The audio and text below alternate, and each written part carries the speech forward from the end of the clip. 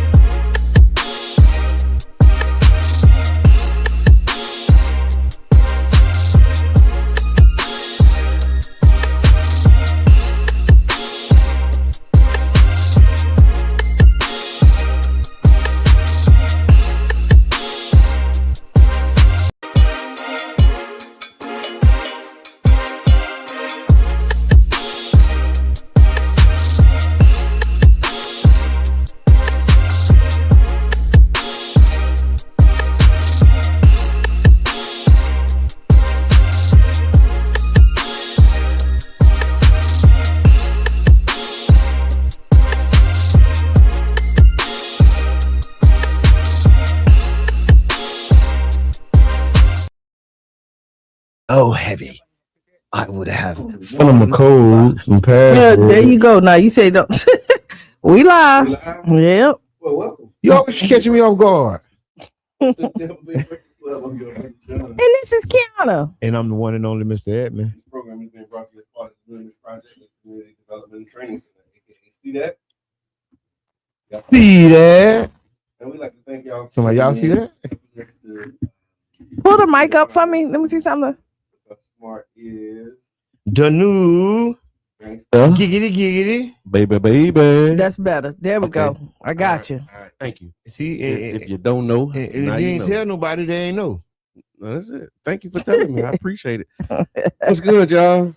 It is the day after Christmas. And I'm tired.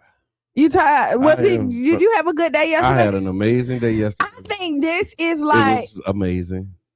Yeah. Ask the people, how was y'all Christmas? Yeah. How was it? Put it in the chat if y'all just joined us. If you're watching us on Instagram, you watching us on YouTube, put it in the chat how you feel. And if you're listening on the radio, you can call in because we know you ain't at work. You might some be. people might. You know you ain't Some doing people that. might be. I just People went have essential and service workers, People still work. If they serving coffee, if they making breakfast. I must say big shots out to our essentials. Yeah, there's a lot of people that had to get up and go get it today. The essentials, and I Us ain't talking about included. We are essential workers too, man. We are the essential. But Oh, so my I ain't even gonna lie. Like my holiday yesterday overall was amazing. yeah. Yeah, What it was. I don't know. It was just a good time. It didn't feel So you overwhelming. don't know what the sauce was. I do kind of know what the sauce it like. So I had to make lasagna. Like, you know, we hosted at our house. Right, and we did it, but I cooked everything the night before, like everything. So when I got up, All was- mob families eat lasagna. Oh, that's how I go. That's how all mob bosses do it. Yeah. On On Christmas? Christmas, you do lasagna. Y'all got a little Italian in My y'all. family, they do Remember, we did do the Black Mafia picture. I just told you, see. Yeah. Y'all Y'all really eating did. spaghetti on. We did. We had You talking about we spaghetti. did? We did. I On mean, we did. Christmas? We had lasagna, spaghetti, rasta pasta. We had. I wanted some of that Caesar Rasta salad. pasta. It was Okay. good, Every too. time you say that, I was like, Well, you know what the house said. I don't, you know. I don't know what to tell you. You invite me. That's what you do.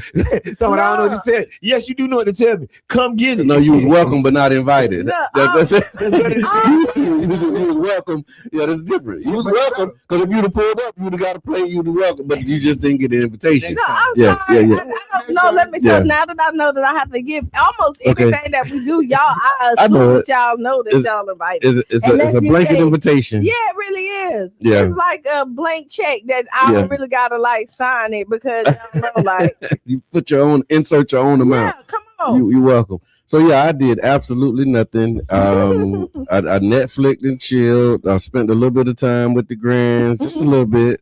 They came by, but yeah, I just was like self-care, relaxing, feet up, chilling.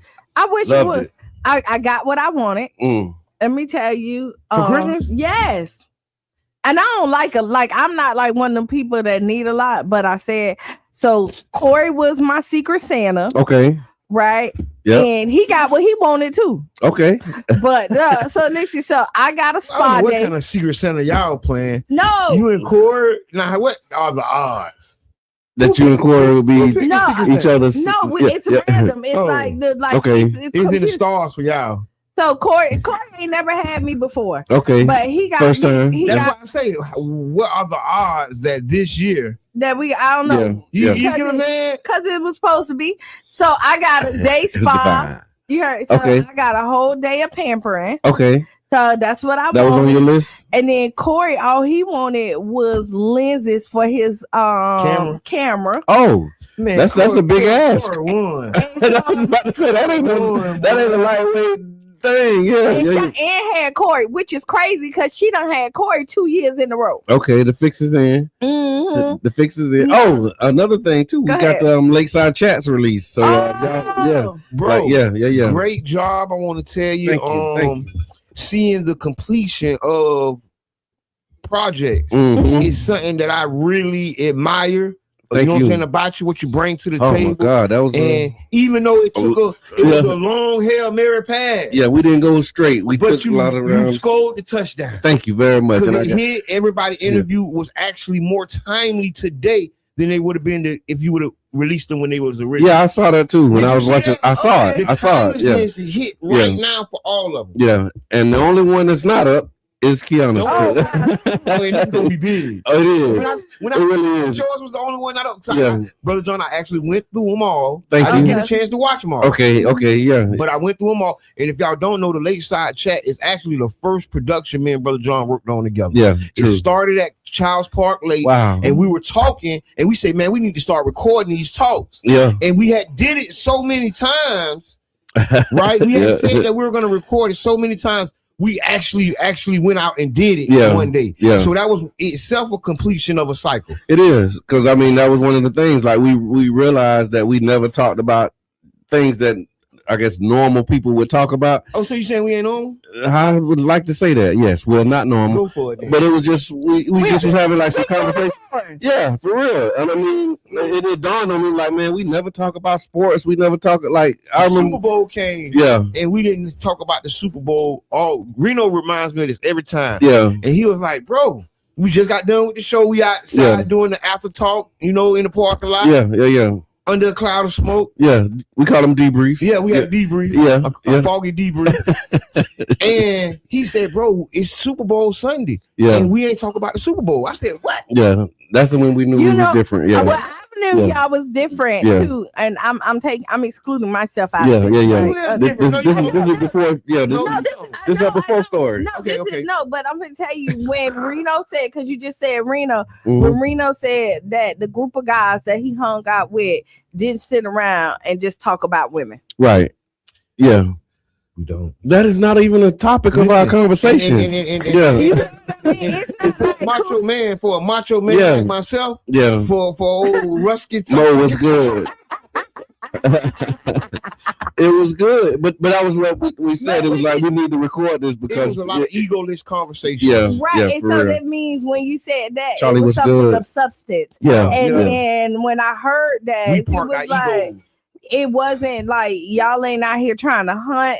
I mean, y'all all, you know, Yeah. at that point, but it was something. And then I was like, okay, for a group of guys to get together and y'all are talking about like the community. Yeah. And this really what Plans the and conversation stuff. is. It ain't about like, hey, we hanging out. Oh, did y'all see such and such and all this other stuff? So I swear. yeah. No, And the it was rumor just mill, amazing, We yeah. shut the rumor mill down For real. quick. For real. Forget about it. That's right. Forget about it. So the Lakeside Chat Yeah. actually became Yeah. the actual first video project of the New Image project that we collabed on, bro. Yeah. I didn't think about that until I thought about it. And That then was when I did that thought come about it- before the Stop the Violence mixtape?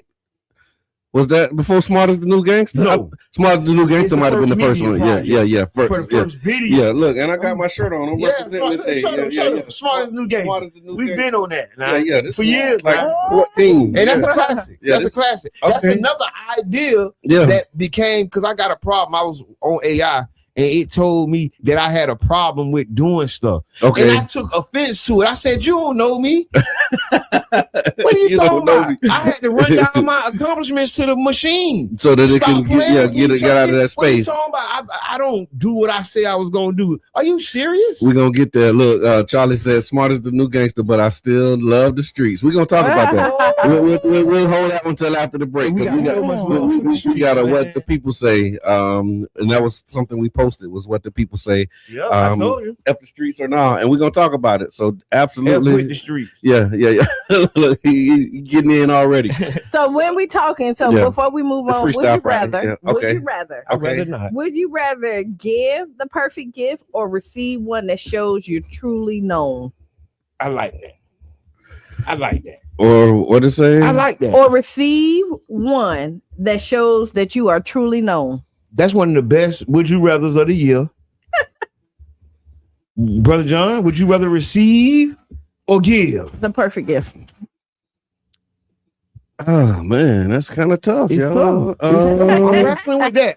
Like regular life. Yeah, this is the season because Yeah. my gut is saying give, but my head is saying receive.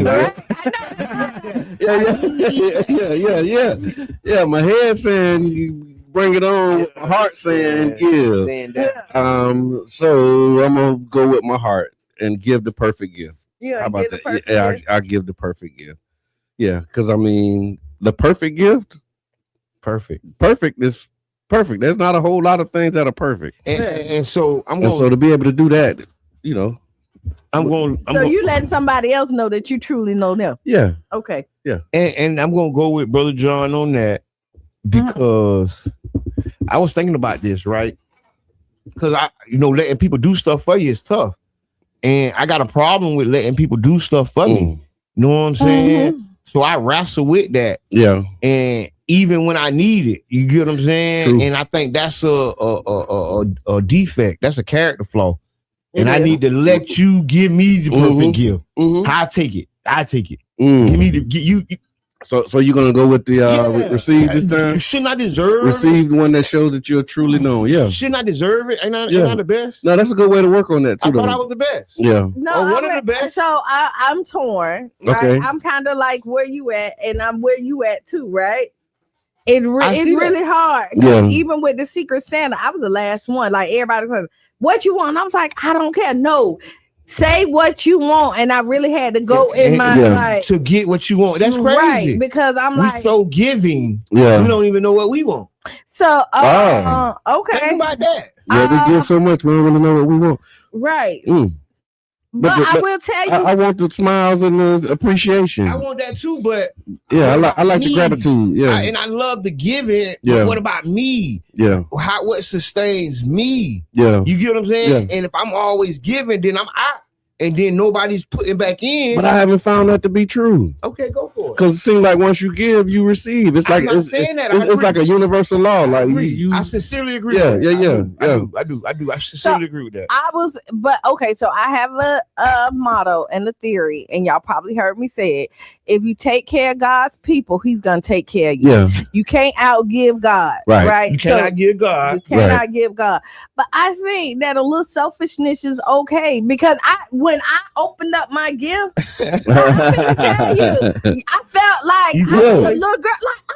Oh yeah, no, it do feel good. Like, you know what I mean? That's crazy. You know, because That's crazy. and I would have been grateful for anything. Amen. You can't give God, but you can. I give your bank account. You can't Your do bank that. account can't go on E. So Charlie Funk said, "Amen to that, brother Edmund. We give so much, we don't know what we want because we supply it when we need it." This is Wow. true, man. It's crazy, dog. When you think about it, because I'm telling you, I'm writing this book, right? Mm-hmm. So I've been doing 5,000 pages a setting, right? Mm-hmm. Pages or words? Words. Thank you, Brother John. Because that's a lot of pages. That's a big book, boy. What the biggest book ever.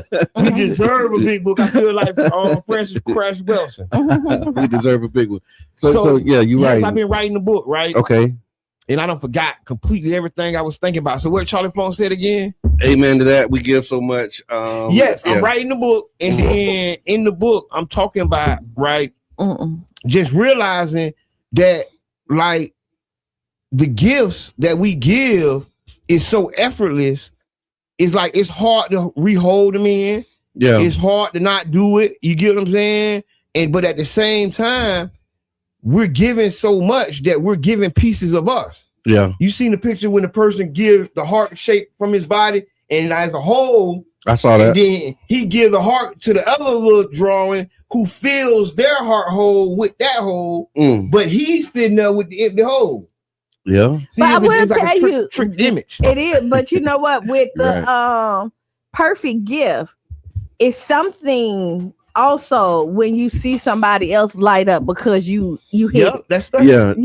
Giving the perfect gift, like once you are able to do that, I think the response, that's what it's about. Really, it's more about the response that you getting, and you seeing the lights come on and the joy and all of that stuff. Like that's a gift in itself. The light to be able to provide that. Yeah, the light just came on, and it's only on 8 minutes. I don't want to change the subject. Okay, but I gotta say this. Okay, because you said you was talking about the Netflix movies and watching the movies. Yeah, and then you also talk about giving. Yeah. So now I want y'all to imagine this movie. I wrote about this morning. This is gonna be in the book. Okay, it's Freestyle Friday. Go ahead. Yeah, this is gonna be in the book. Good morning, Vaughn. Netflix. Yes. Thank you, Brother John. What was in the movie? I know what gift I'm getting him. I know what gift I'm getting. I do not. Don't because he's gonna lose it. 2. Yeah. Terminator 2, the movie Terminator 2. Okay. We all have seen it or seen the commercials, Okay, right? It was a big movie for me, right? Yeah. For a lot of reasons. And I was watching the clip of it this morning, and I'm thinking about my books and what I'm writing, and then I'm also searching the internet, and I seen the clip of the Terminator 2 when the Terminator is trying to get them in the elevator, and the Terminator shoot it, boom, boom, boom, boom, it closed, boom, then it stick its fingers in the thing and open it, and then the mama hit it with the thing, boom, and when it go, yeah, and it made me think. Sarah Connor is the black woman. Okay. And the son she's protecting that's gonna change the world is the black son. And what that lady had to do to protect her son, right, so that he could be somebody in the future. That was the whole Terminator Matrix world, right? Yeah. And then I'm sitting up thinking, I'm like, dang, the black lady wrote this. Then I'm like, oh, she's protecting her son. Yeah. And her son is gonna save the world. Yeah. I mean, that's not breaking news. That ain't. No. that's not breaking news, my brother. I'm not breaking news, but that's not breaking news. That's not breaking news. Yeah, that was understood. Yeah. Today years old. He realized that the Terminator was about the black family, right? The black woman protecting the black child, and the child being the future and the savior, like the Messiah. Yeah, it was, and who tried to kill and did the black Messiah? The government. See, and I had to dig through the weeds. Okay. And I'm like, wait a minute, hold on. Yeah, she did that. She did that. And Well, then you know- Sophia, I can't think of her last name, but she did. Look, Oh, I got it right Yeah, here. yeah, I made yeah, the yeah. AI. See, I went to AI and I told her. Yeah, she did really good. And well, he- look he wrote her at that. name You down. had your aha moment, and that's the good thing about it. It go to show you, it's never too late, right? It's never too late. It's It's never too late. late. Yeah. 'Cause you can Old go dog back trick. and look at movies Yeah. because you can see a movie like 50 million times. Mm-hmm. And then like See that something 50, new. you be like, I ain't Yeah. never even see I that. said Right, that in right. the book. Yeah, you That's said what that. I wrote. That's what you wrote That's what I about. wrote this morning. I swear that's what I wrote. I said it's so odd Yeah, that after all these years, and I seen the whole movie. I remember the movie. yeah, So when I seen that one clip, it took me to so much that because happened. they're all a part of the same universe, And I'm like, basically. oh Lord, that's it. That makes it so much deeper. So Yeah. if you could watch Terminator 2 Yeah. Okay. and look at it through the lens of the black woman protecting her son, Yeah. the black man, Yeah. right? And then look at that movie again, just Terminator 2. And then you can look at the whole franchise different. Right. Okay. Right. But you got to look at 2 because part 1, and I did this deep dive. Part 1 was like a sci-fi horror movie, Mm-hmm. right? Mhm. It didn't have that deep meaning that part 2 had. Yeah, it was there, but it just wasn't as overt. Okay, Because you see it. Yeah, you see it. Yeah, yeah, see yeah. it. We'll do a Terminator Yeah, Matrix we need- review. Yes, we need to deep dive that. If Yeah. I want to see us deep dive the Terminator Matrix, man, put it in there and we'll do a special Yeah, Tampa Bay Breakfast Club expose on it. yeah, we'll do it. Maybe we can get some clips and we can show y'all some, Yeah. like do some breakdowns and analysis. If I was a gambling woman, That's a great idea. Huh? Look, he threw you a curve. You see, you was pitching the curve. If you was a gambling woman, I want to You hear. will make that. Yeah, what would you bet? You will make that bet. so Charlie Funk say yes, please. Okay, make it happen. That's it. That's all I But need. if you were a gambling woman, The voting is over. It's over. We I gonna don't know do it. what to Charlie do. Fong said, "Yeah, it's for real." Okay, Yeah. let's see who else said. Okay, I hear that. okay, we All right. patient. Okay. And so while we're doing that, definitely want to remind you all that tomorrow, Mhm. what's happening tomorrow with the Jamaican Relief Drive? Yeah. You got to we read will over be there. out here for the Jamaican Relief Drive 99 jams. Mm-hmm. Bring out your toiletries, your baby clothes, your baby food. I don't have the thing in front. This is the old one. Oh, Okay. Right. Yes, at 3651 Yep. 42nd Avenue South. Yeah, come through. Suite Pull up. C101. It'll be live music. We'll be out here having a good time. So it'll be a party as well. Come on. Come on through. And then attention candidates, if you're running for office in 2026 and you're looking for a real way to connect with the people and the community, make sure that you hit us up. 99 Gems has space for you. You can underwrite a show, build your audience, and share your message. Our listeners tune in because they trust the voices of this station, the culture, the conversation, and the connection. Underwriting a show is one of the most effective ways to introduce yourself, highlight your platform, and stay in front of the people you want to serve. So if you want to reach out to the heart of St. Pete, this is where you can do it. For underwriting information and rates to lock in your spot, send us a message or hit that contact us button at 99jamsthebird.com. Habar Ghani. Oh, that's the first day of. Yeah. Habar Ghani is the greeting. It's like, what's the news? And then you respond with what today is. And Origami? you really going to do that? Yes, he is. 'Cause Okay. he did. I'm sorry that y'all had to hear that because that is not where we going. We talking about culture and celebrating culture, But you don't see the grounded in Chinese- the Okay. principles. Yeah, And so the first principle today is umoja, which is unity. So when we say Habar Ghani, that's what's the news, and the news for today is unity. That's the word. So, hold on. Yeah, that's the word. That's the word. And I ain't gonna do this, y'all, Mm-mm. but I got to. But then you I is. got to. We're not gonna let you because we only got a minute left. And so tonight, if you want to celebrate Kwanzaa, the Kwanzaa celebration is bringing to life the 7 principles through the gatherings of local organizations, faith institutions, and community partners. And tonight's celebration begins at 5:00 at the St. Pete Youth Farm.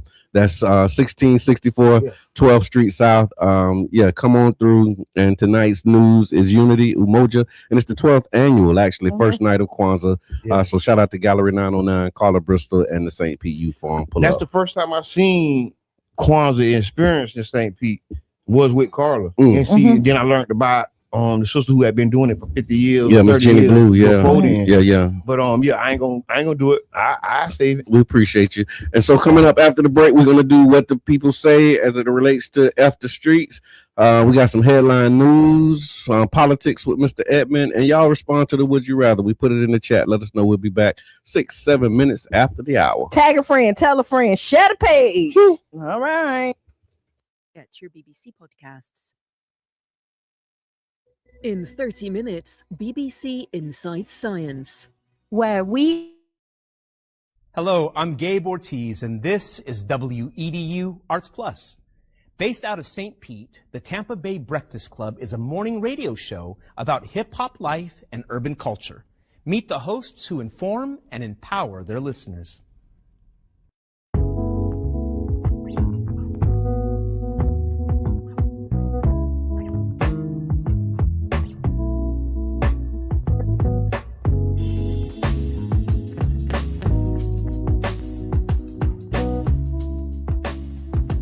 I'm Jabbar Edmond. I go by Mr. Edmond. My role, I'm a host and I'm co-founder. My name is Brother John Muhammad, Your Brother John, YourBrotherJohn.com.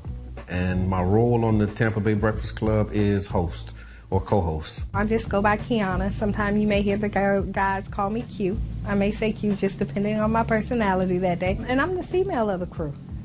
All right, I think I keep balance when you look at the Tampa Bay Breakfast Club. So that's my role. And I'm Bruce Moore Jr. A lot of people do know Bruce Moore Jr., obviously being born and raised here and going to school here, but there's many more people that know Reno.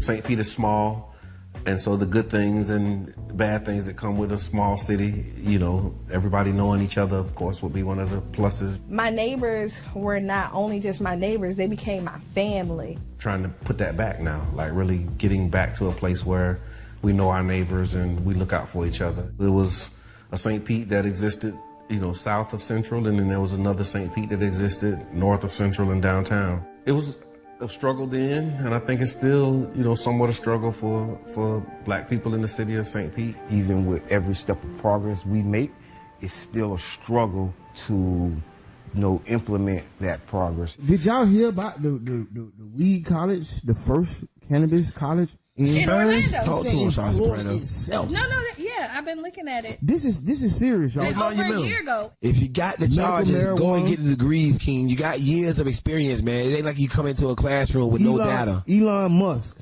said that a drug dealer knows how to manage and run a business better. I can't believe that. The real facts, man. I'm all about education. But what I'm saying is that we carry this industry on our backs. The way we started the Tampa Bay Breakfast Club, Jabbar approached me about what could we do, how can we do something together, and then an opportunity to promote Amendment 4. Amendment 4 is the, voting rights restoration to returning citizens. We were able to negotiate a deal where we got like 30 minutes on the radio at 99 Jams to talk about, Amendment 4 and other local, policies.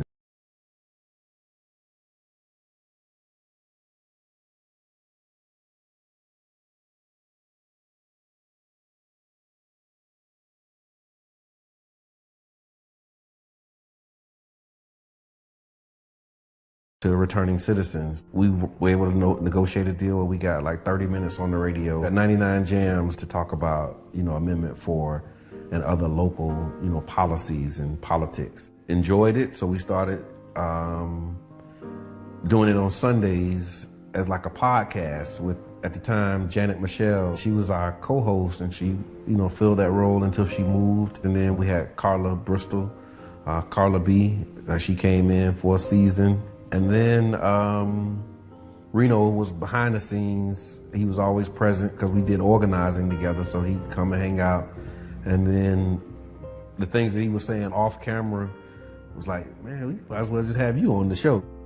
The negative thoughts that you is thinking about right now, or any particular subject, y'all, just flip it. Turn problems into opportunities. Problems are opportunities, man. Big shouts out to Charles Soprano, man. Real deal, man. We on the jump board together right now. Just being around people and clearly always talking, I just felt like at least learn something, so as you see that you're not going to shut up, you can have substance to your conversation and not just be labeled somebody who just love to talk. Really being informative, looking to give the information that isn't readily available in our community. Multiple meteorologists can look at the same data and come up with a different forecast. And so now you take those models, take that data and say, okay, based upon all of that, Absolutely. you might be in between here and there. And that's my know what I'm saying speech. Most recently, after Carla B, transitioned out and went to do other things as well, Qiana, we invited Qiana. I've been working with the guys for a while outside of this, and they called me to interview. And when I came in to interview that Sunday, after the show, they was like, hey, you need to be a part of the show.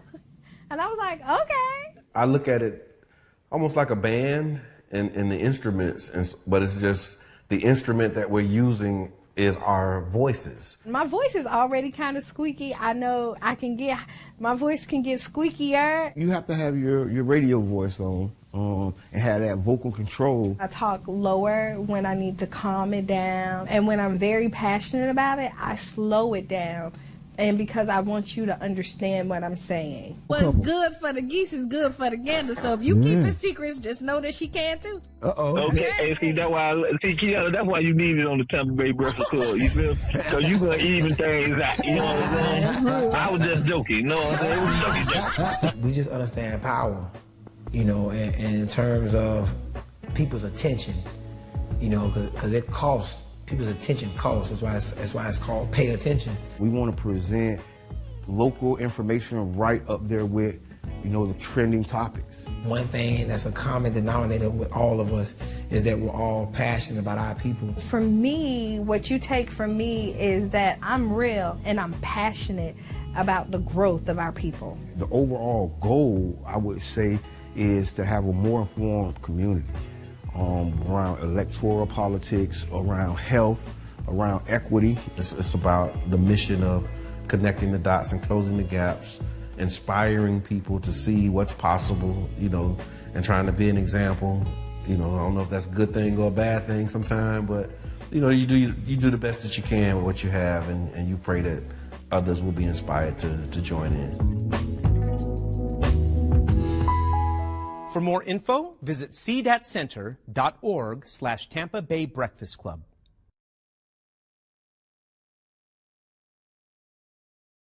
Go just like that. We back, and it's Freestyle Friday. It is. So welcome back to the Tampa Bay Breakfast Club. I'm your brother John, and this is Qiana, and I'm the one and only.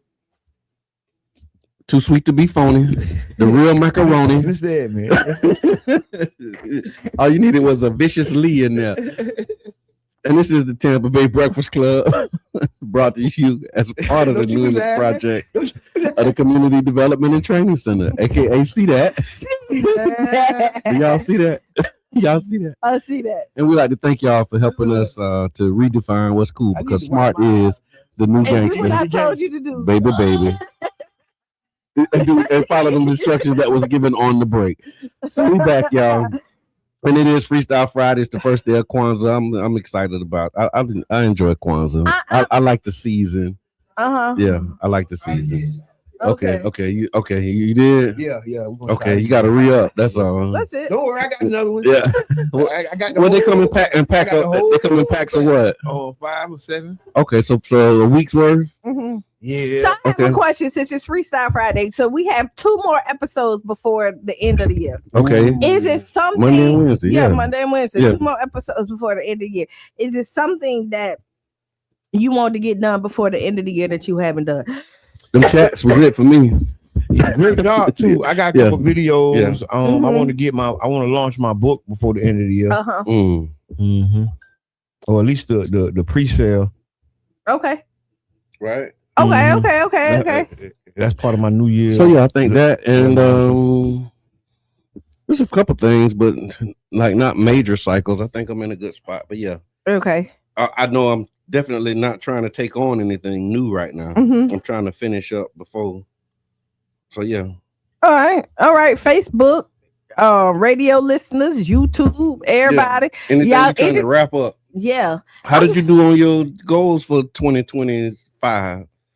Like if you set goals and you said, okay, this year I want to knock out or get this done, did you knock it out and get it done? I think for 2025, and we'll talk about that later, is like is that I accomplished, and then I had some disappointments. Okay. So I knocked out some stuff. I did knock out some stuff. Oh, that's good. Good stuff.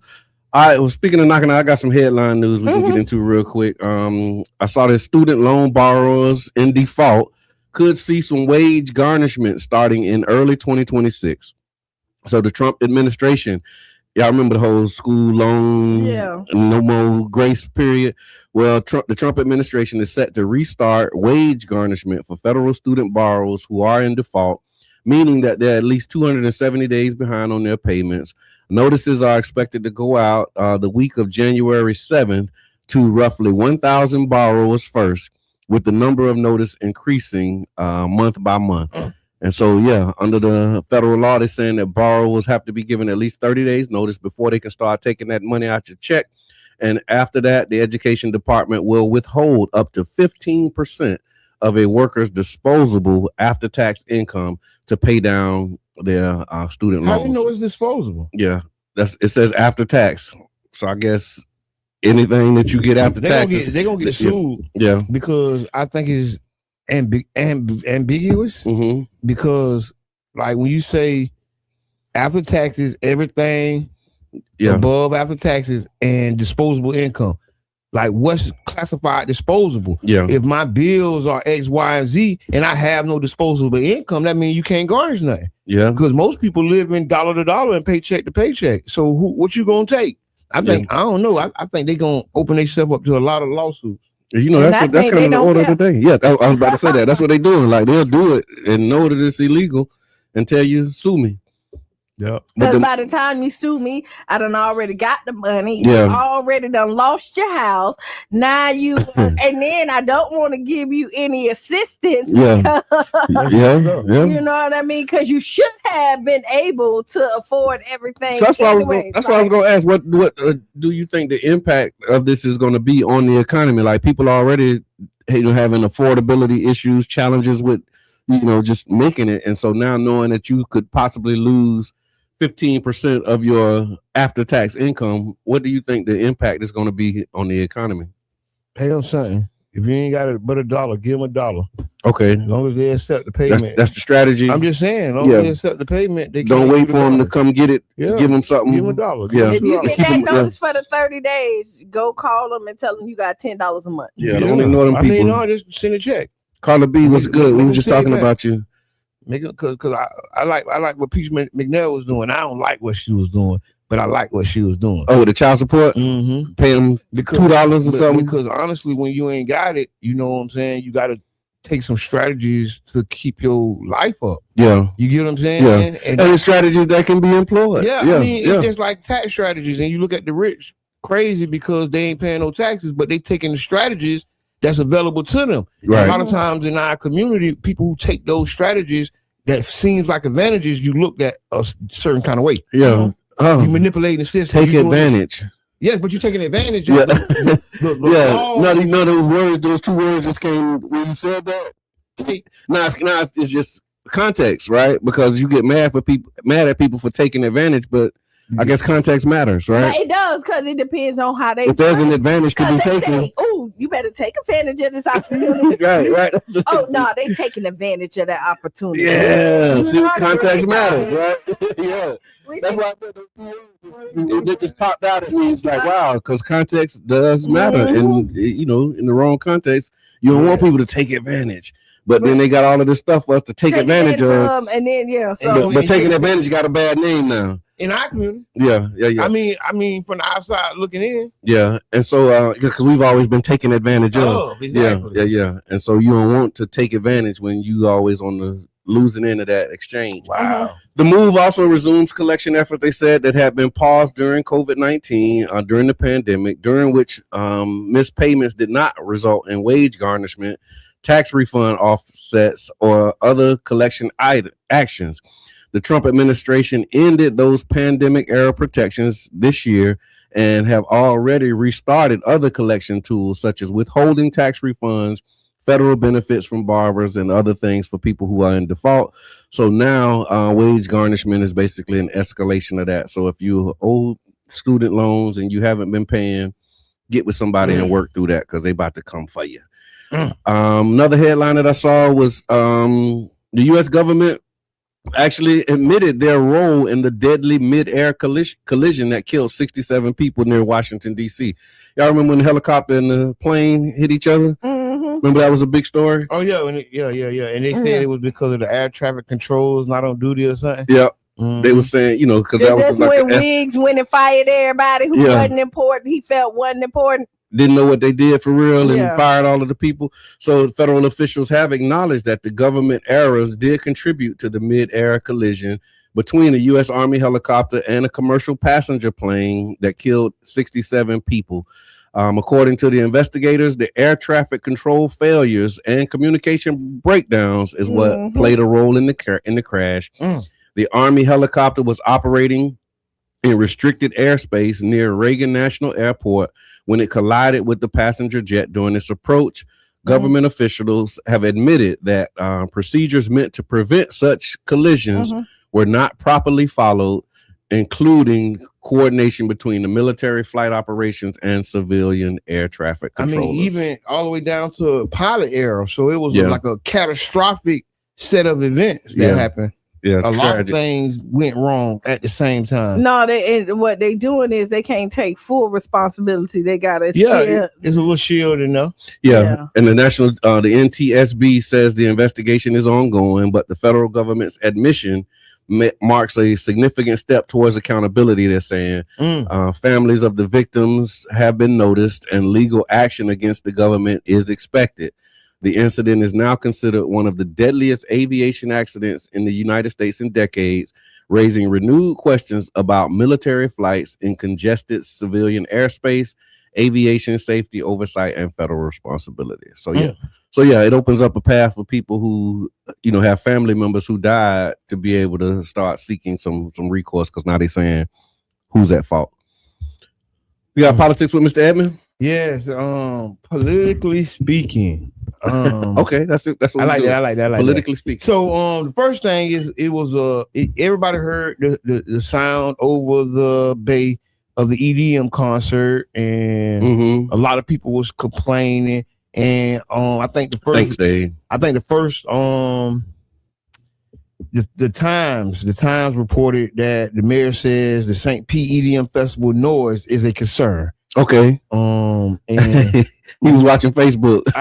I mean, we all felt that. And we really want to speak about the different treatment that we get around noise violations. That's right. The same thing that would shut a black business down on the South Side continues, because the EDM concert wasn't the only concert we heard. Yeah, we heard the country concert, we heard the other concert, we heard the rock. Where was that concert that I remember hearing? It was like on the beach. Okay, and they was funking. It was loud. Listen, and it's like we just got to talk about it. Yeah, we're talking about how those same ordinance has been used to crush businesses on the South Side, and it's just a continuation.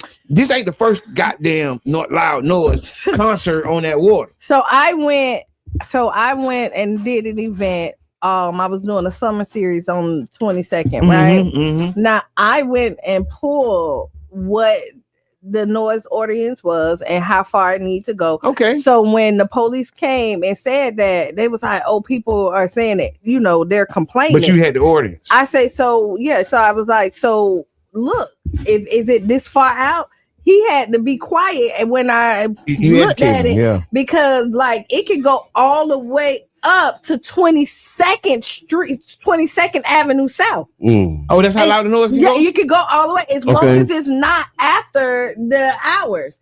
Okay. Like, so when you the time is the one factor, right? And then so if you're not past that right there, like I gotta re-pull it up because I was prepared for it. Oh, I was prepared for them to come and complain. And when I say, "Hey, listen, we rented the park out. This is what it is. We're not after hours. Right? This can go all the way up to 22nd. So if you want to drive down there and tell me if you can hear it down there, let me know." Listen, and I appreciate you for that, for knowing knowing your rights on that. Because, you know, a few business owners will still be here if they knew what you knew, right? About the ordinance and no shade on them, but it's just saying we don't know our rights, Mhm. and usually our rights get trampled on because of it. Mhm. And just using the noise ordinance and the noise thingy thing as like something so we can hold it up and look. Let me show you how they do us, and you look what they're doing to them. Right. Look what they do to us. This shuts and closes businesses. I know a business owner that just was dealing with that. With noise. Yes. Yeah. And looking to be shut down, looking to be made a nunuisance. And then you follow this all the way up to the nuisance abatement board, which is even more racist, right? Okay. And then they're in these little racist silos, letting their racist ideas just bounce off the wall and hit themselves in the head. Wow. So the EDM concert, for those who are tuning in, EDM concert noise basically is highlighting the different treatment in the way that violations are enforced, because there were a lot of complaints. I remember seeing it. And I saw, people posting on social media like, look, when we're ready to do our thing, we want the same whatever they got. But it's bad when people go to post it on social media because, like, honestly, we're a private community. We don't really be airing our true issues on socials. Yeah. Right? We don't do that. Like, the real issues that we talk about, that's like when we go on a break and we have that conversation we have. We don't mean that for social media and putting that in our posts. Right. But that is something that we might have to consider. Because the technique we've been using hasn't been as effective as we might want. And we might have to switch our technique, switch our styles up a little bit. Okay. Received. What else you got? Politics with Mr. Edmund. What else I got? I don't know. Well, F the streets. That's all I got, bro. John. Okay. I don't know if we're going to go. I don't know how let's do it. So, F the streets. So I'm going to put it here. There was actually a post. Let me just find it real quick. So, this conversation around F the streets began after a public exchange on social media, on X, formerly known as Twitter, between 21 Savage and Young Thug. So on X, Savage posted a message addressing Young Thug and the rapper Gunna, urging reconciliation and referencing past tensions that related to loyalty and legal issues.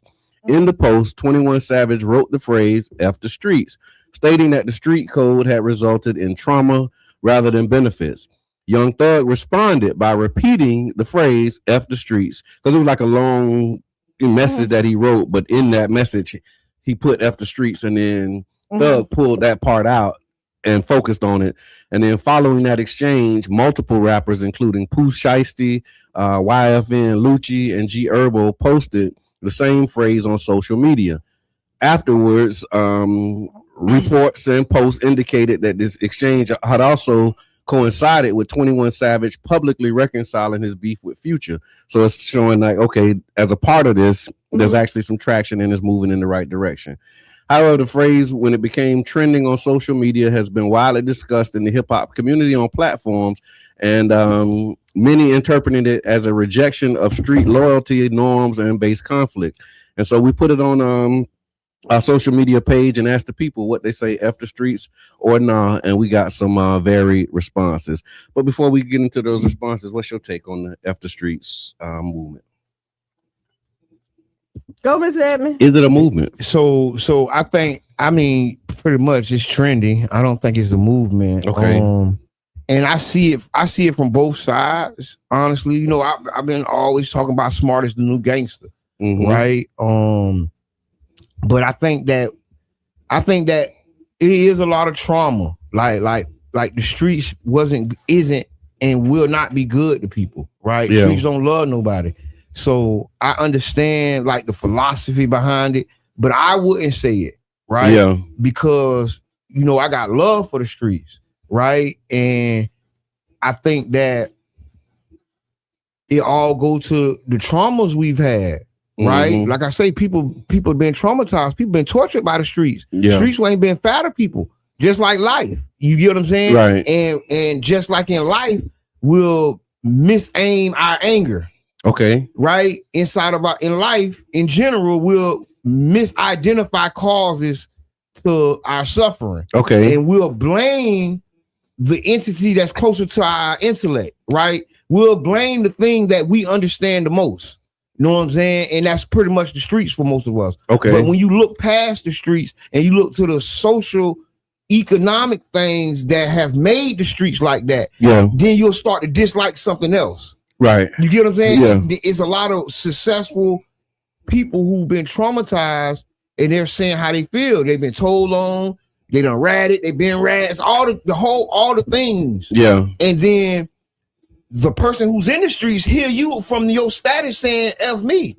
Like, what are you talking about, bro? Yeah. You get what I'm saying? But it's not because they're talking about you. They're not talking about you on the block or they're talking about their lived experience with this institution. Yes, they're talking about the thing that's sitting right behind you. Yeah. But it looks like they're looking at you. Mm. You've been in the room and you like that person keeps staring at me. You don't know they're looking at the picture behind you. They're admiring the picture behind you. Yeah. Yeah. You get what I'm saying? And that's kind of what I think is going on. It's a whole bunch of nothing.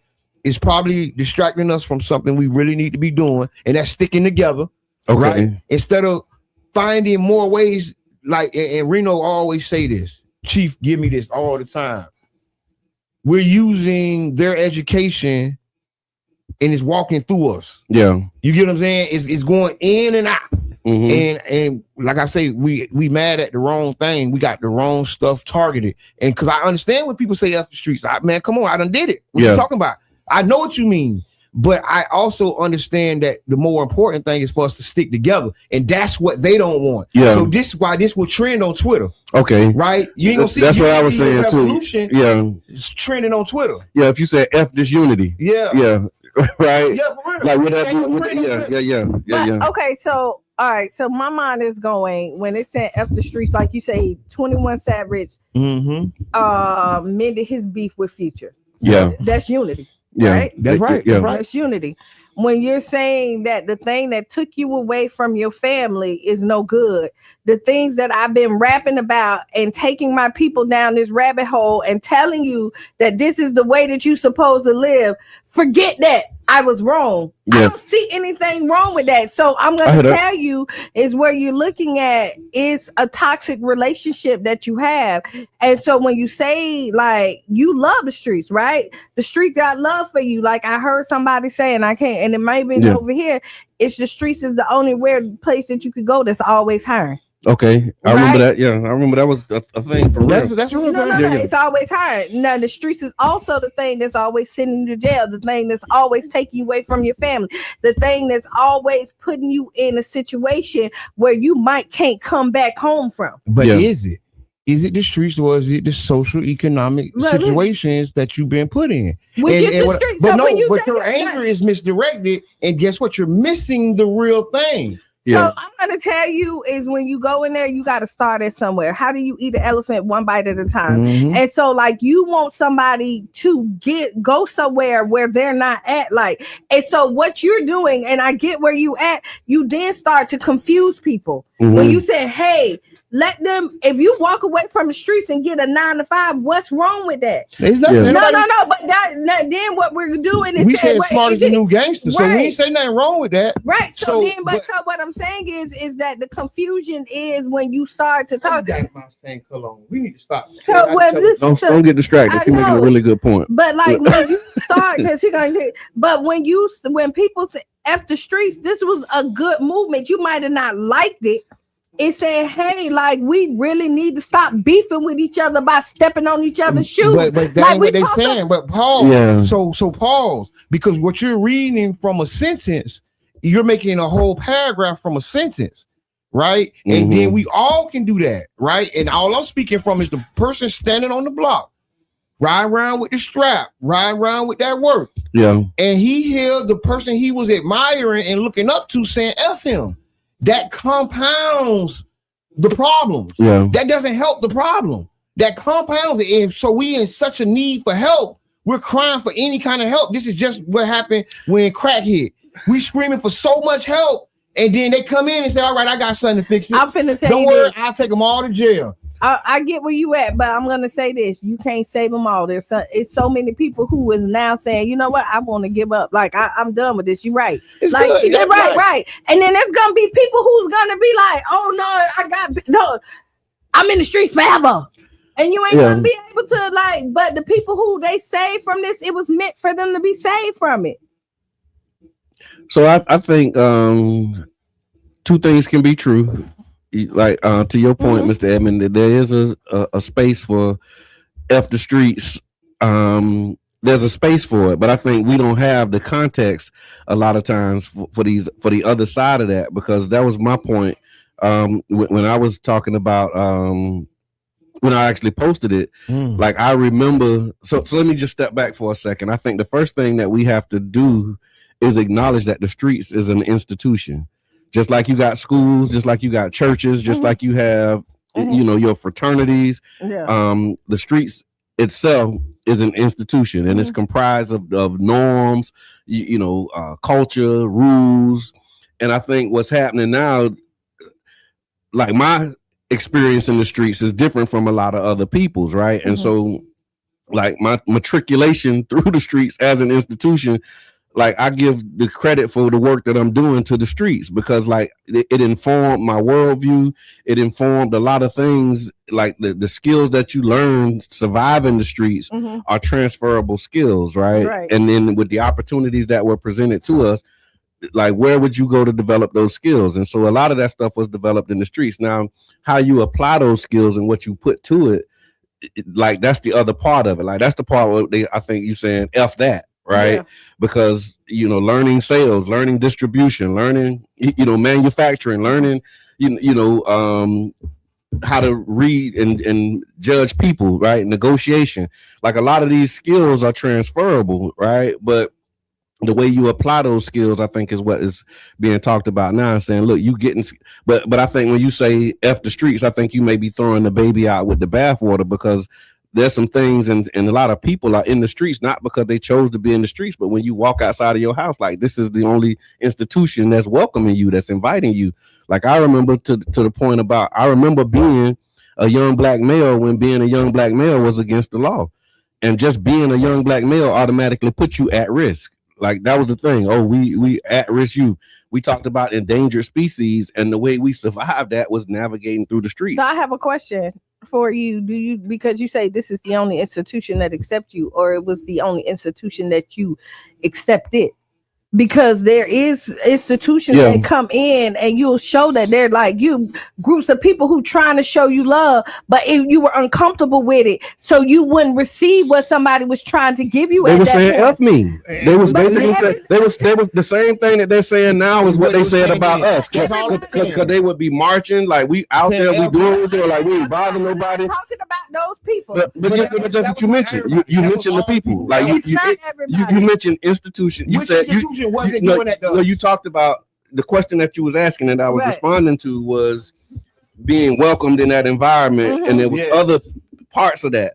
So now I'm in this culture and I'm in this space, and I mean, like I said, I'm around it, but I ain't really in it like a lot of people were in it. Right. But I was close enough to it to know, like, to be able to learn from that experience. Right. And I value those lessons. Like it's because of what I experienced in the streets that I think make me effective when I'm talking to young people who are in the streets. And I don't go to them saying F the streets. It's like it's certain. It's counterproductive. It's because they said that about us. They did. And then the response to F the streets then was mass incarceration. That's what I led with. Absolutely. And I guess I'm taking a long way to get there. You circle back because honestly, so it's the wording for you more than anything else. It's not even just the wording. No, because it's the mindset that makes the wording, because we don't see the trauma in those words. All we see is, they're talking about squashing their beef. They're talking about holding hands and singing Kumbaya, but they're not addressing the trauma. We're just moving on and never healing. But one of the OGs that I remember looking up to back in the day, he posted this. He said, "Not F the streets. What about heal the streets? Like heal the streets would be more an effective message." Want to do that work. So it's easy to dismiss it saying F it, but what if we heal the streets? Like what if somebody would have came? Because that's what happened to me. Somebody came to the streets and got me off the streets, and then told me I had a responsibility to go back to the streets, right? But that's what fueled my mission, is like trying to go back to the streets that I was in and have an impact. So what I'm thinking, and again, because my lived experience is different than y'all lived experience, right? Is that some people will hear F the streets and see it as a healing. Some people will hear it and feel like it was a jab. right? And this is why you have people that delivers the same message in different ways, right? Because somebody else will say heal the streets and be like, I don't need healing.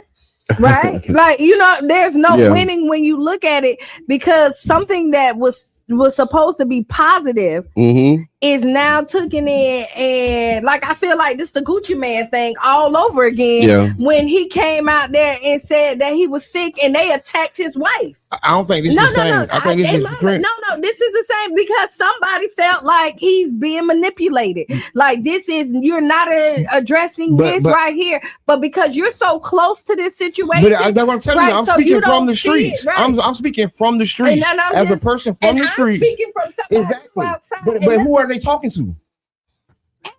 So let's do it this way. What if we substitute, because we're talking about people who are saying this, referring to the trauma that they experience. Yeah. Right. You got people that experience trauma in church. What if they say F the church? People that experience trauma in school. Fuck the school. Nah, it's F the school. And they don't say that. Not in the movement. You don't see trending on Twitter F the church. But because what I saw happen to my mama, what I saw happen to people who were in this institution. If you say F the church, F the mosque, F the school, F the daycare. Like, if we F in every place or institution where we experience trauma, then how is that going to be productive to actually healing that institution and improving it? I will say it's the wording. It's the wording. It's the wording. It's just really the wording. Yeah. But it's really the wording. But you're right. But the reality is words matter. That's why we have to be careful what we say, because the goal we want may not get through the words. That's why I've been studying the social intelligence, because the words we're using doesn't promote us getting what we're wanting. You get what I'm saying? That's right. The words we're using is actually counterproductive to what we want. And then we say the words don't matter. Then we say, oh, it's just this and that. I never said the word. I never said the word. Pastor Senior said the church catches plenty of smoke.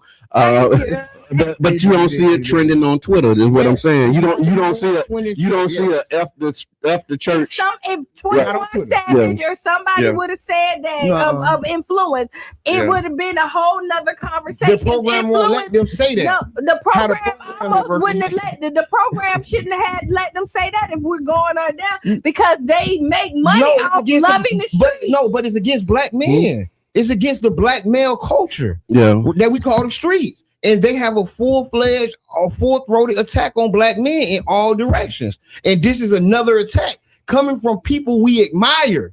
See, I'm speaking from a street person perspective. Yeah. We look at rappers, we admire rappers. And we see rappers admire us. Right. Hold on, let me explain the relationship. Right? Because it's a toxic relationship, but we got to understand it. We admire the rappers and the rappers admire the streets. Now we got the most successful and the most influential rappers saying F us. And that's the wrong thing to say, because that ain't really what you mean, bruh. That ain't what your new album. He just dropped the album. His album ain't say F the streets. Yeah. His album ain't say Pause for a second. How many times did we say that they albums be flow?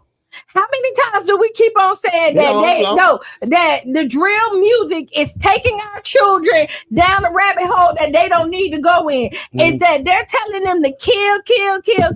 And maybe you don't like F the streets, but they're saying get out the street. And they're saying this is that we didn't like when they was telling you to be in the streets, kill your brother, sell the drugs, don't take care of your kids. And we still don't like this. But that's the thing. Like my experience in the streets wasn't that. Nobody in the streets was telling me that. That's why I say my experience is different, because people look at the streets and say they telling you, like, all my homeboys take care of their kids, like all the streets. No, I'm talking about the music right now. But what I'm saying is, and I'm talking about the institution of the streets. My experience with the streets was different. Like, I didn't have people saying kill your brother. It was always defend yourself, protect yourself. It wasn't like, okay, we finna do all of these crazy, stupid things. It was more of again, it's just hard to even put in words at this point. I get what you're coming from. But I mean, journaling, my brother. Yeah, I got to really do some journaling. Yeah, and then I have words because I'm telling you, it was a different experience. Like, when you see these neighborhood reunions that we do, and you coming out there like all of these people that are in this space that we love and we loving on and we happy to see was people that we met and we experienced each other in the streets. It's like a fraternity. It's like, hey man, like I remember this is my friend. And now you've grown up, you doing different things, but you still like have. It's like your college experience, and if you had a good college experience and you was able to matriculate, so you ain't saying F the college. But what I'm saying is, Brother John. But you can say F.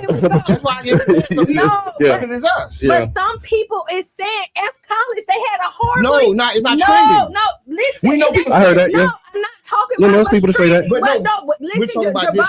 Just listen trending. for 1 second. We're talking about it's because it's trending. But people don't walk away and had conversations. Say, brother, you need to forget the streets. Like, let that go. Yeah. But because it's trending, now we saying, oh no, don't say it. But your experience in the streets, and I get it. Yeah. It was your perspective of it. You grabbed the good and left the bad. Yeah, and I think a lot of brothers who a lot of brothers have maybe I'm in a bubble because I see brothers who was in the streets with me saying F the streets. But that was your group of brothers that you went in, and the thing is, what they say. What they say about the group of people, birds of feathers flock together, right? And usually some like-minded people migrate to each other, and then the people that didn't migrate with you, who ain't on the same level, you're not even talking to them. You don't even see them. They're wherever they at this point in time because you left them behind, because you took the positive and made yourself better. Some people only see the negative, and those people there. So you're talking to a different group of people. Yeah, so I think everybody had their experience because you got. Let me read this comment. I got a couple comments. I want to just break the monotony. Miss Teresa says the streets have hurt, damaged, and killed so many individuals and fractured so many families. Period. Pastor says there's a difference between the streets and the hood. In my opinion, Brother John is describing the hood, and my thought to all of this is that we are in a very dynamic situation. And this situation that we're in is like a Rubik's Cube. When you fix one, you move another. Have you ever used a Rubik's Cube? And we're in a complex problem like that. Once we fix one side, we mess up the other side. Okay. Right? Because this is good. We do want 21 Savage telling people not to be in the streets. Right? But the reality is he's confusing the people. They're confused because you in your album, you talking about all the bricks you sold and the people you're gonna shoot in their face. Yeah. And then now you're on Twitter saying y'all leave the streets alone and get this money. And really that's cold. Just saying, hey, y'all stop fighting each other and come fool everybody else. Yeah. And I hear too, the other part of that too is when we talk about these types of messaging and these cosigns, right? So if you're saying F the streets, what's the response to that from those who are charged? Does that mean, okay, now we okay with the National Guard coming in? See what I'm saying? You know what I mean? Are we okay with them changing laws? Okay, if somebody do choose the streets and they decide to be out in the streets, what are we saying now? Like, because you made that decision, we okay with them throwing you away for 30 years? I'm thinking about the response to that once. So what would be the response to heal the streets? Would that mean that we're going to get more resources? Are we going to get, more support? Because here's the experience that we had, just lived experience. When we were doing Stop the Violence, we were pushing stop the violence, stop the violence. Every time something violent happened, we got discouraged. Because as hard as you working to stop the violence, you can't seem to reach that goal. So what we did was we changed it from stop the violence to increase the peace. So increasing the peace, again, just how words matter. Because what happens is we started saying, okay, what does it take to create a peaceful environment? So that's when we started talking about education. We started talking about healing. But when we were just talking about stop the violence, it was always a target of guns and people who using guns. But now it's like, let's think bigger. Let's create an environment where it's peaceful. Let's provide the jobs. Let's start addressing the conditions that cause this environment or this institution to be what it is. So I'm not disagreeing with you, but I'm trying to put you like over there. How old 21 Savage? Mm-hmm. Yeah, I'm not. I mean, it ain't no. So when you look at it, you have somebody who over here. Same age Martin Luther King was when he led the bus boycott, probably. So 25. age don't mean nothing. No, but what I'm saying, and then now we're looking at all the stuff that's coming out about Martin Luther King that he did. He was all right. He's all right to be a freak. No, but what I'm saying, stuff like that. Oh my God! I don't know how y'all got that. But what I'm trying to so if you're just tuning in, we're talking about the F the Streets conversation that's been going on online. 21 Savage started it with Young Thug, and we debating F the Streets or not. I'm disappointed. Like, instead of like the mentorship that comes in, like, yo, my brother, like, hey, like maybe somebody pull him to the side and be like, maybe we need to change the wording, because something's saying like, I want unity, and the way he said it, we are now this is what's taken away from the message. We're arguing about how he said it and not what he meant. Right, like we're debating. You right on that. And so, like, we're taking away the content. Like, we just seen two people who was beefing, me and their relationship, but we're saying you said it wrong. Because I didn't say that. I said I don't agree with I hear the statement and I wouldn't repeat it. Like I'm not one of them guys. But I got brothers who I love, like brothers literally who I love, who was in the streets with me that say F the streets. So I understand it. But I wouldn't say it because of my experience. But that don't invalidate nobody else's experience. What I'm saying is balance. It's always going to be balanced. But what we're talking about is what he said and what he's doing. And so we're stuck on the words, and I get words matter, but we're not even looking at the bigger picture, the mending of relationships, telling people out there. We're talking about the words that he used. Instead of somebody saying, hey, listen, I get where you coming from, but my brother, like, hey, let's do this. That's what we're doing right now. Like literally in this moment. That's what we're saying right now. Like, I get where you coming from, but instead of saying F the streets, let's say heal the streets. Because the messaging matters, because the response to that movement, we are victims of that. It was adults that was tired of us, didn't know what to do with us, and they went and said, y'all got to do something with them. And the response to that was to pass these laws that made it being a young black male illegal. But John, hold on, they said lock them up. Yeah.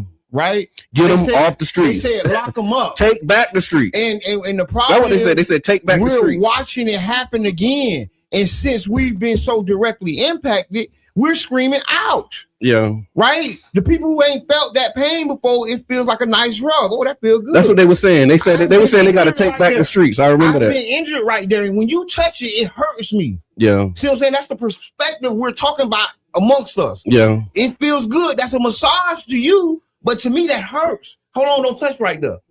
When the massage grab you, what she say? Tell me when it hurts. Yeah. And I'm saying it hurt right now. Yeah. So here's what the people said. Some of the comments that we got, overwhelming sentiments was that the streets don't love you. A strong majority said the same thing. They said it in different ways. The streets don't love nobody. Ain't no win in the streets. Only death, prison, and betrayal. Many people shared personal stories of loss, violence, incarceration, addiction, and survival, saying whatever lessons they learned came at a cost that was too high. So the bottom line for that group was that the streets are undefeated and not worth it. Then there was another take, nuanced take, don't confuse the streets with the people. Another group pushed back on the phrase F the streets, not defending the damage, but clarifying the target. I think that's important. They said the people in the streets are not the enemy. The mindset, the conditions, and the systems are. Many didn't choose the streets, they were pushed there. So one commenter said, it's not F the people, it's F the thinking that creates the behavior. This group emphasized reform, healing, and redefining what the streets mean, shifting it back towards community protection, mutual aid, and survival. And then I guess the biggest takeaways from this, just to land this plane, and we got to ask Qiana, what the people were really saying is stop glorifying what's killing us. That's a part of the message. And then the other part was stop blaming individuals without addressing systems. So we're talking about the nuances, because this blanket F the streets can be taken any kind of way. And that's what we're saying. Double click on it before you start repeating it and sharing it, because there's impacts and things that will be, there will be a response to this that may not be what you intended. Especially our especially our streets, our rebels, right? Yeah. These are historically the people that didn't comply, right? Socially, legally, no matter how you look at them. But these are important people. These are the people that push the boundaries of the law. The law is supposed to be tested and tried. That's what it's meant to do. That's why they call America an experiment. Yeah. Right?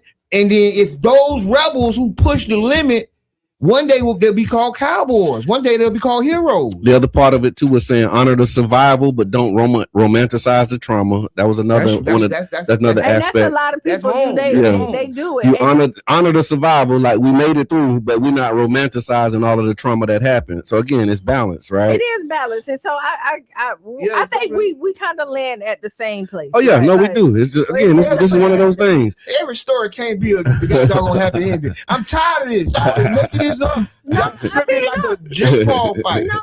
They, oh my God. They're scripted like a Jake Paul fight. Oh Lord. All right, with that in mind, can we do Ask Qiana? Yes, go ahead. All right. All right, so Ask Qiana. Ask Qiana is brought to you by the One Community Grocery Co-op, OCGC.coop. Dear Qiana, I have a friend I've known since middle school. We've been through everything together, but over the past year, every time we go out, she drinks way too much and turns into a completely different person. Loud, messy, and picking fights with strangers and friends alike. It's gotten to the point where I don't enjoy being around her in public, especially with new people or a potential love interest. I've tried to talk to her about it more than once, but she either laughs it off or accuses me of judging her.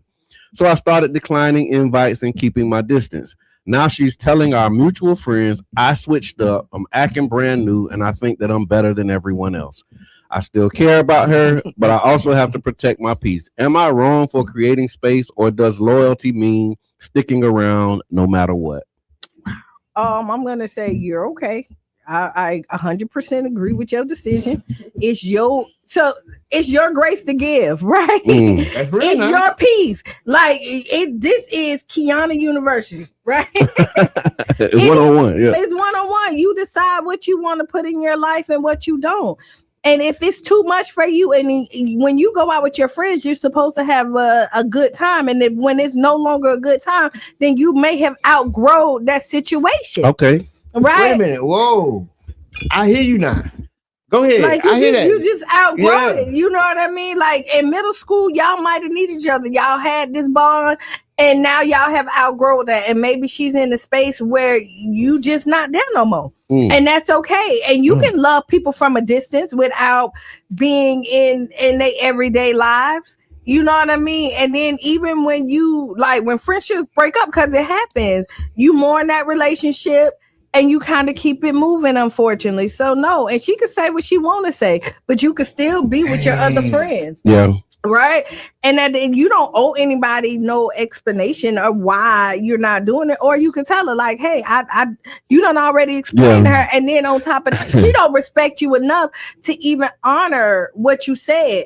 Yeah. You know, like, hey, like you over the top for me when you drink. Cause she'd be like, all right, well, cool, we'll go out. And then I'm all right, we part ways now because I'm about to turn up. Okay. She don't even give you that option. So yeah, no, you good in my book. I hear that. Mr. Edmond, what's your thoughts, man? I agree with Q. I wasn't following that first, and then I got it at the end. But you know, sometimes you do outgrow people, places, and things. And you can't try to, I guess that I don't want to say that. Because you can't help people grow and change.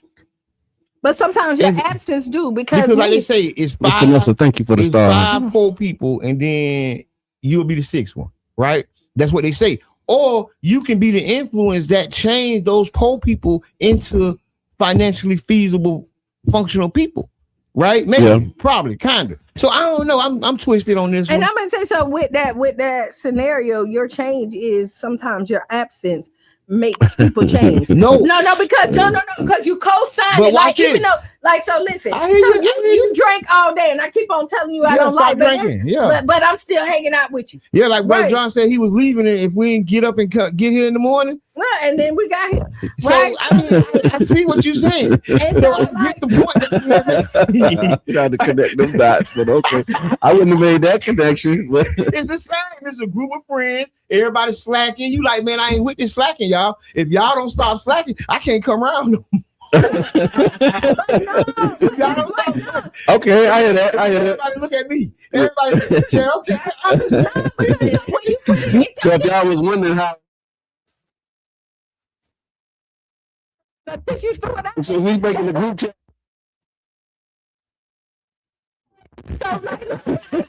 Y'all better stop leaving me here by myself, right? Don't you? Yeah. And John said, you know what? Q gonna show up. I'm gonna be here. So he started showing up. Yeah. Because everybody. I did the same thing. And then he said, all right, we gotta be on time. So then everybody started being on time. Yeah. So like, you know, but friend, that's So how you can bring yeah. Okay. This is where the respect comes. Yeah. Because so all of it is in this. All of what we talking about. This is all the things. So look, you see what You the respect came in. Yeah. Now, if we didn't respect him, Yeah. if we didn't respect him, or you didn't respect me, Yeah, help your you'd be friends. like, Yeah. You'll be all right. And they make everything better. No, and I'll tell you this, since we pulling that string, I think one of the things that we reached was the consensus that the best apology is change behavior. Oh, I thought you was gonna say we reached the tipping point. No, it was the best apology is change behavior, because we have been having that conversation consistently. It's like, okay, look, ain't no hard feelings. Yeah. But if you don't do it, then that's gonna be what I need in order to make my decision, because I can't control what any one of us do. All I can do is control what I do. And what I'm saying is the way that I'm going to be determining your level of commitment is by this. And as long as you're doing that, then to me, you're committed. But if you're not doing that by my standard, then you're not committed. And then I got a decision to make. Right. That's and it's no hard feelings. It's like, and it's like, look, if we talking about this particular letter, if you saying you drink too much when we go out, I would, like, I'm having an issue with that, because I don't like to be trying to de-escalate and do all of that stuff. So I just need you to turn it down. Yeah. If you don't turn it down, then now I have a decision that I have to make. Like, I can't keep trying to get you to do something that you're clearly not willing to do. And she made her decision. She stepped back. Yeah. She put herself first in this situation, because Right. And that ain't acting funny. That ain't because that friend put herself first, because she said, I'm telling you I'm uncomfortable. She like, I don't care. Yeah. This is what I do. You judging me, or you think you better than me. No, whatever that is, it's like I'm telling you what my standards are. Yeah. And what my boundaries are, and there's lines that I'm crossing that I'm not going to cross anymore. Right. So this is what it's going to look like on the back end. You got every right to do that. There you go. Well, that makes sense. This is a great one, because I think y'all have hit all the points. Okay. Because yeah, good job. All right, so ask Qiana, what y'all think? Put it in the chat. Is she wrong for creating space, or does loyalty mean sticking around no matter what? And that don't mean that you're not loyal just because you're not around. Yeah, that's true. That means you're loyal to yourself. No, but you don't have to be. That's called selflessness. No, right? This is a new thing that I made up. When you be selfish, start there, because that's right. People make things up all the time. Okay, it's a such thing called a selfish act. Okay, that's something that I do for everybody that benefits me. Okay, right? It's selfless and selfish. Okay, and then there's something that's selfish and selfless. Okay, so what that means is something that I do to improve myself. Like self-improvement is the basis for community development. Yes, sir. I do something to improve myself that in turn benefits everybody else. Okay. It's a selfless act. Okay. What that got to do with loyalty? I made that up. Yeah. Thank you for that. Thank you for that, my brother. Is that going to be in the book too? Gonna work that into the chapter. Have nothing to do with if I'm hanging Presence out or with you. absence. Yeah. No, it does not. That's not a test. Yeah. It's not. Friendships just stay in separation. Yeah. Right. But like, if she's in the hospital and she needed somebody to take her kids because it has nothing to do with partying, I'm gonna be there for you. Like, you know what I mean? Like, there's other ways to measure loyalty, right? Other than you hanging out with me, Yeah. that ain't got nothing to do with loyalty. Yeah, you know what I mean? You know what? Since it's Freestyle Friday, while we talking about that, and how we started, we was talking about the Lakeside chat and how we started the chat. One of the things that I realized too, like a lot of the hanging out, like I don't hang out a lot. What? I mean, I don't hang out a lot, and then most of the people who I'm around most of the time, hang out. It's not really socially.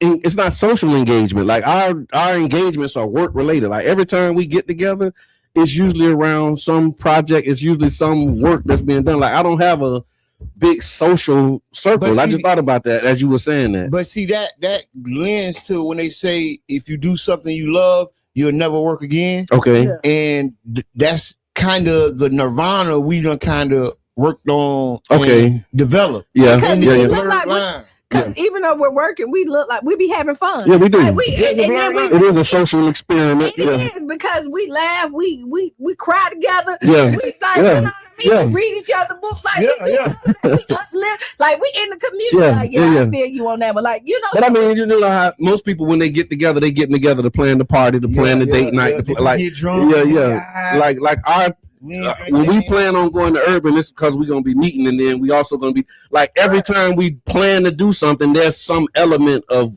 work involved. It's never called purpose. Yeah, it's purpose. I guess I can go with that. All right, so it's purpose driven. So the purpose is tomorrow. That's right. Be here at the Allen Jams in the park. Right on. Hurricane Melissa Relief, please. At 11 a.m., we will have entertainment, food, refreshments, bounce houses, and more. So it's family friendly, right? Come out there, drop off some canned goods. The Tampa Bay Breakfast Club will be out in the building. Baby. So, like, if you want to meet your favorite host, come on out because we will be there. And so, that's it. It's 9 o'clock, 9:01. Yeah, it's been an amazing ride. It's the first day of Kwanzaa, so do something that's in the spirit of unity, Umoja. And this has been the Tampa Bay Breakfast Club. I'm your brother John. And this is Qiana. And I'm the one and only Mr. Ed. And we out. Bing, bing.